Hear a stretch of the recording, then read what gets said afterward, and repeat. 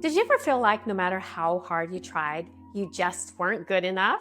Well, we've all been there, striving to do our best, but unfortunately getting trapped in the cycle of perfectionism and self-criticism. All of our life, we've been told that perfectionism is the enemy, but what if I told you that perfectionism isn't actually the problem? It's how we weaponize it against ourselves that creates the damage. I'm going to flip the script and argue that perfectionism can be a very powerful tool that can be used for success if we learn to master it.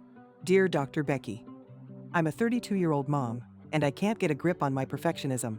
I beat myself up if the house isn't spotless or I miss anything with the kids.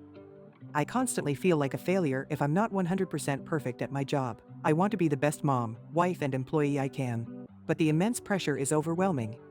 How can I ease up and find more balance before I drive myself into the ground? Thank you for sharing this letter and these concerns you have. I'm going to put my therapeutic hat on for just a moment and ask you some questions. What is motivating you to do a perfect job at work? If you were focusing on what was the most important thing for you right now, would it be perfectionism? What would it be? What are your true core values? Is having a spotless home really about perfectionism, or is there something underlying? It's really important to understand those motivators. If we understand the motivators, we can often work on changing them. They may be internal or they may be external. Some are tough, like external motivators. Maybe you have a boss that criticizes you, or maybe you live with somebody that has high expectations. These external motivators may create this cycle that you're in of feeling the need to be perfect. If you identified with any of these, you might want to seek further counseling to help. Internal motivators are a little bit different.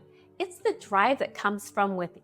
I love this quote by Robert Diener. He says this: perfectionism is a double-edged sword. It can drive you crazy, but it can also drive you to do some of the most incredible things you'll ever do.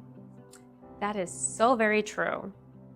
In fact, perfectionism can drive us to do great, wonderful things. It pushes us to higher standards. We work more diligently, and we continually improve ourselves. But let's be real, who do you know that is perfect? Exactly. Perfectionism is an ideal that is impossible to achieve. And you know what? That's okay. Let's shift our perspective on perfectionism. It's actually not a bad thing, but beating yourself up to be perfect is. I think we'd all agree on that. Unfortunately, for most of us, this creates stress and perpetual negative self-talk. And then guess what? You are caught in a negative feedback loop, just as you described. And this cycle of working obsessively to achieve perfection and then getting burnt out and then feeling guilty or inadequate, guess what it leads to? Right back to feeling the need to be perfect. And then you work even harder at it. And you are caught just like the mouse in the wheel, and it just doesn't end. So I like to share a little story with you. Thomas Edison invented the light bulb, but he didn't do it on his first try. In fact, he tried thousands of times. I can't even imagine trying something thousands of times. I'm afraid I would have probably given up way before the 100th time. He teaches us a great lesson. He might have failed 1,000 times in trying to create a light bulb, but he stated that he found out 10,000 ways that would not work.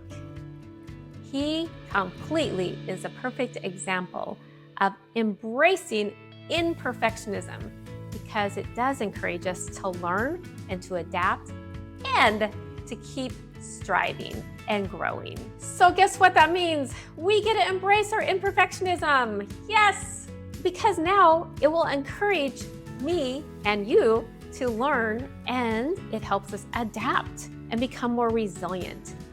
We can now prioritize progress over relentless self-criticism. That feels so much better. It really is just about continued growth and improvement, and setting realistic goals goes back to what we talked about. What are the values? What are we trying to accomplish? So we can still strive for excellence, but let's focus on what the really important values are. Today, I hope that we've all learned together that by shifting our perspective from perfect execution to recognizing the value of making imperfect effort, you have the ability to overcome so many of those negative self-talk, like the fear of failure. And it allows you to continue to make consistent progress and ultimately achieve what you're trying to do in the first place. By focusing on your progress and not perfectionism, you will be surprised how a weight will be lifted and your mind will be free of that perfectionistic trap and that cycle. If you have a question and you want me to answer in a future video, go to deardrbecky.com. I'd really love to hear from all of you. And remember, changing your perspective can change your life.